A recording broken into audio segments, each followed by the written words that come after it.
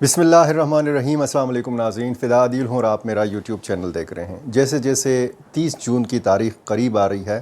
غیر یقینی کی صورتحال میں اضافہ ہو رہا ہے، اور غیر یقینی کی صورتحال سے دو چار ہے وہ کانفرنس جو افغانستان کے موضوع کے حوالے سے 30 جون اور 1 جولائی کو ہونے جا رہی ہے دوحہ قطر میں۔ دوحہ قطر وہ مقام ہے کہ جہاں پر امریکہ اور طالبان کے مابین ایک تاریخی معاہدہ ہوا تھا، اور جس کے بعد پھر ہم نے دیکھا کہ امریکی افواج کا، نیٹو فورسز کا انخلا ممکن ہوا، اور افغانستان پر دوسری مرتبہ طالبان کا کنٹرول ہوا، اور پورے افغانستان پر آج ان کا کنٹرول ہے۔ پہلی کانفرنس ہوئی پچھلے سال مئی میں۔ اس کانفرنس کا اہتمام کیا تھا اقوام متحدہ نے، اور موضوع تھا افغانستان۔ اس کانفرنس میں افغان طالبان کو، جن کی حکومت افغانستان میں، ان کو دعوت ہی سرے سے نہیں دی گئی تھی۔ پھر یہ ضرورت محسوس کی گئی کہ جس گروپ کا کنٹرول ہے افغانستان کے اوپر، اس کو دعوت دی جائے، کیونکہ افغانستان کا موضوع ہے۔ اگر افغانستان اور افغانستان کے عوام کے مسائل ڈسکس ہونے ہیں تو وہاں کی حکومت کی نمائندگی ہونا بہت ضروری ہے۔ تو دوسری کانفرنس جب 18 اور 19 فروری کو ہوئی اسی سال دوحہ قطر میں، تو عین موقع پر باوجود یہ کہ افغان طالبان کو دعوت بھی دی گئی تھی، افغان طالبان نے اس دوسری کانفرنس میں شرکت سے انکار کر دیا، اور وہ شریک نہیں ہوئے۔ تو بے نتیجہ یہ کانفرنس یا یہ میٹنگ جو ہے یہ ثابت ہوئی، اس میں کوئی نتیجہ برآمد نہیں ہوا۔ تیسری کانفرنس آ رہی ہے 30 جون کو، اور 30 جون کو اور 1 جولائی کو جو کانفرنس ہے، اس میں باقاعدہ دعوت ملی ہے افغان طالبان کو، اور افغان طالبان کی طرف سے باقاعدہ یہ اعلان سامنے آیا ہے کہ وہ اس تیسری کانفرنس میں شریک ہوں گے۔ اب مسئلہ کیا ہے؟ غیر یقینی کی صورتحال کیا ہے؟ خبریں آ رہی ہیں کہ اقوام متحدہ نے افغان خواتین کو اس کانفرنس میں شرکت کی دعوت نہیں دی، یا اگر پہلے یہ پروگرام تھا کہ افغان خواتین کو یا سول سوسائٹی کے نمائندوں کو اس کانفرنس میں شرکت کا موقع دیا جائے گا،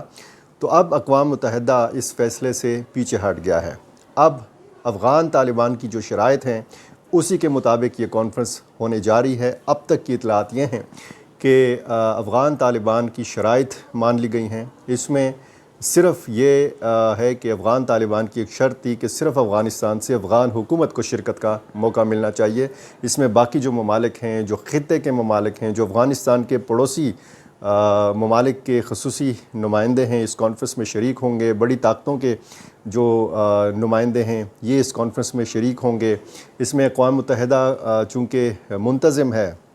اس کانفرنس کا، تو ظاہر ہے کہ اس میں بہت سارے معاملات جو ہیں یہ افغانستان سے متعلق ہیں، یہ امدادی کارروائیوں سے بھی متعلق ہیں، یہ انسانی حقوق سے بھی متعلق ہیں، اور اس حوالے سے جو ایجنڈا ترتیب دیا گیا تھا اقوام متحدہ کی جانب سے،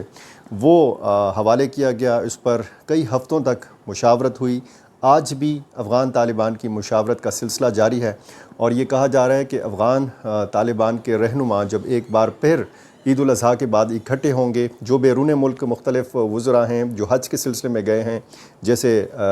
سراج الدین حقانی وزیر داخلہ، یہ افغانستان میں موجود نہیں ہیں، یہ بھی جب واپس آئیں گے تو ایک حتمی مشاورت ہوگی، اور اس حتمی مشاورت میں یہ فیصلہ کیا جائے گا کہ افغان طالبان کے وفد میں کون کون شامل ہوگا۔ اس میں زیادہ امکان یہی ہے کہ وزیر خارجہ امیر خان متقی اور اسی طرح ملا عبدالغنی برادر یہ اس وفد کا حصہ ہوں گے، لیکن یہ بھی ممکن ہے کہ یہ نام نہ ہوں۔ اگر افغان طالبان اس کانفرنس میں شریک ہوں گے تو پھر یہ ممکن ہے کہ جو نام ابھی تک میڈیا میں سامنے آ رہے ہیں یہ نہ ہوں، اور کوئی اور جو سطح کے نمائندے ہیں یہ بھیجے جائیں۔ لیکن زیادہ امکان یہی ہے کہ جن افراد نے، جن رہنماؤں نے امریکہ کے ساتھ مذاکرات کیے تھے دوحہ میں،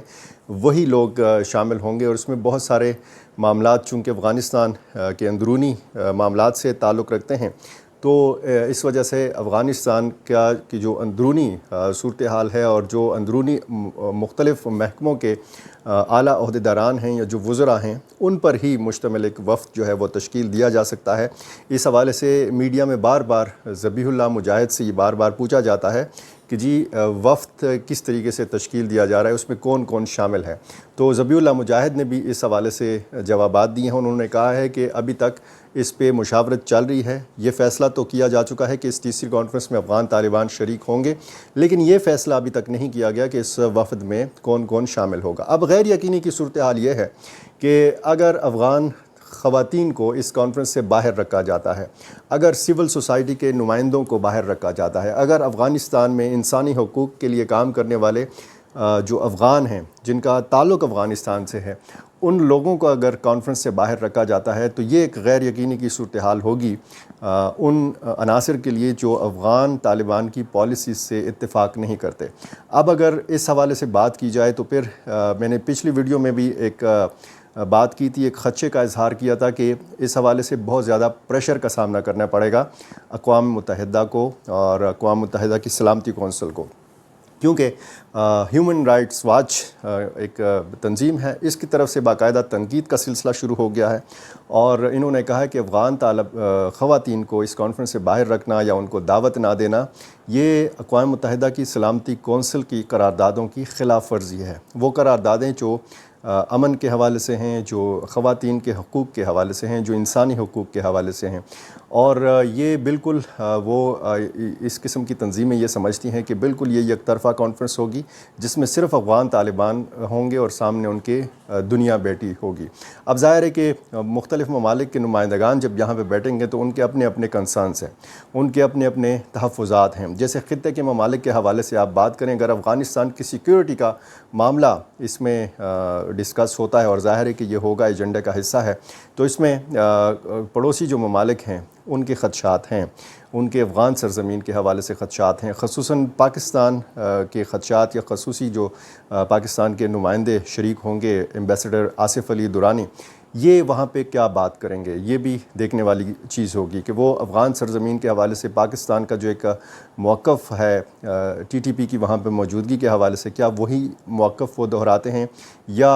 اس موقف سے پیچھے ہٹتے ہیں۔ اگر افغان طالبان کا موقف آپ دیکھیں اور اس میں آپ ان کی طرف سے لچک دیکھیں تو پہلی کانفرنس میں تو ان کو دعوت نہیں دی گئی، دوسری کانفرنس میں انہوں نے شرکت سے انکار کر دیا، تیسری کانفرنس میں وہ شریک ہونے جا رہے ہیں۔ لیکن سوال یہ ہے کہ کیا افغان طالبان نے اتنی لچک پیدا کی ہے کہ وہ وہاں پہ دنیا بھر کے جو سوالات ہیں ان کا وہ جواب دے سکیں؟ افغان طالبان خود کو کسی کا بھی جواب دہ نہیں سمجھتے۔ افغان طالبان یہ سمجھتے ہیں کہ اگر دنیا کے کسی بھی ملک نے ہمیں بطور حکومت تسلیم نہیں کیا تو دنیا کا یہ حق نہیں ہے کہ ہم سے ہمارے اندرونی معاملات کے حوالے سے، ہمارے طرز حکمرانی کے حوالے سے، ہمارے نظام مملکت کے حوالے سے، ہمارے شرعی نظام کے حوالے سے کوئی سوال جواب کر سکے۔ البتہ یہاں پر جو ایجنڈا ان کے ساتھ شیئر کیا گیا ہے، اس ایجنڈا میں افغانستان کے لوگوں کو درپیش مسائل کا ذکر ہے، اس میں کلائمیٹ چینج کا ذکر ہے، اس میں منشیات کا ذکر ہے، اور اس میں جو قدرتی آفات ہیں ان سے کیسے بچایا جائے افغان شہریوں کو، اور ان تک کیسے اقوام متحدہ کی جو ایجنسیاں ہیں ان کی امداد پہنچائی جا سکے۔ تو یہ افغان طالبان بھی سمجھتے ہیں کہ یہ ان کے لیے ایک مثبت ایکٹیویٹی ہے، ایک ایسا اجلاس ہے یا سیمینار ہے یا کانفرنس ہے یا میٹنگ ہے کہ جس میں افغان لوگوں کو، افغانستان کو فائدہ ہوگا۔ اب اس میں اگر سوال جواب ہوں گے، اگر دنیا کنسرنز رکھے گی، اگر تحفظات رکھے گی، اگر مختلف ممالک کے خصوصی نمائندگان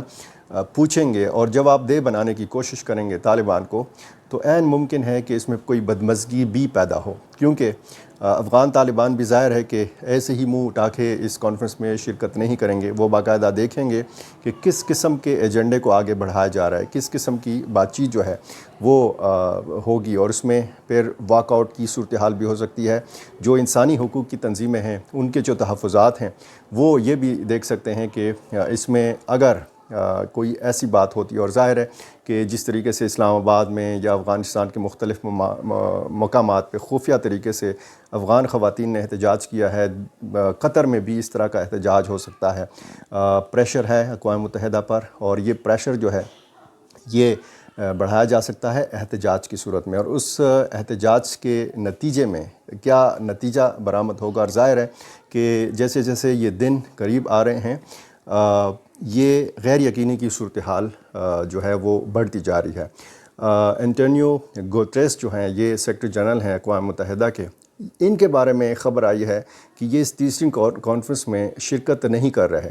اگر اقوام متحدہ کے سیکرٹری جنرل اس کانفرنس میں شریک نہیں ہوں گے تو پھر ظاہر ہے کہ اس کانفرنس کی وقت بھی اتنی نہیں رہے گی۔ اگر اقوام متحدہ کے سیکرٹری جنرل کی صورتحال کے حوالے سے ہم دیکھیں تو یہاں پر یہ کہا جا سکتا ہے کہ اس تیسری کانفرنس کا بھی ہو سکتا ہے کہ کوئی نتیجہ برآمد نہ ہو، یہ گفتن نشستن اور برخاستن والا معاملہ ہو۔ لیکن یہ ہے کہ اگر افغان طالبان اس میں شریک ہوں گے، جو بھی سوال جواب وہاں پہ ہوگا، جو بھی نشست ہوگی اس دو روزہ میٹنگ میں جو بھی معاملات سامنے آئیں گے، یہ طے ہے کہ اس کے بعد ایک نیا افغانستان دیکھنے کو ملے گا۔ یہ نیا افغانستان اس صورت میں ہوگا کہ یا تو افغان طالبان کسی بڑی لچک کا مظاہرہ کریں گے خواتین کے حقوق کے معاملات کے حوالے سے اور لڑکیوں کی تعلیم کے حوالے سے، یا یہ ہو سکتا ہے کہ وہ صاف انکار کر دیں تمام معاملات سے اور اسی طرح آئسولیشن میں رہیں افغان طالبان کی حکومت افغانستان۔ اور یہ ساری صورتحال جو ہے اس پر نظریں ہیں، پوری دنیا کی نظریں ہیں اس کانفرنس کے اوپر کہ اس کا نتیجہ کیا برآمد ہوگا، اقوام متحدہ کیا چاہتا ہے افغانستان کی حکومت سے، امریکہ کیا چاہتا ہے، کیونکہ کہا یہی جا رہا ہے کہ فرنٹ پہ اقوام متحدہ ہے، پیچھے سارا اس کے جو ہے یہ امریکہ کی خواہشات ہیں۔ اب دیکھنا یہ ہے کہ اس کانفرنس کے کیا نتائج برآمد ہوں گے۔ 30 جون جیسے جیسے قریب آئے گی میں متعدد دوسرے جو اس کے پہلو ہیں، جو معاملات ہیں، یہ بھی آپ کے سامنے رکھنے کی کوشش کروں گا۔ میری آپ سے ایک بار پھر درخواست ہے کہ اگر آپ نے میرا چینل سبسکرائب نہیں کیا تو یہ کر لیجئے۔ بہت شکریہ۔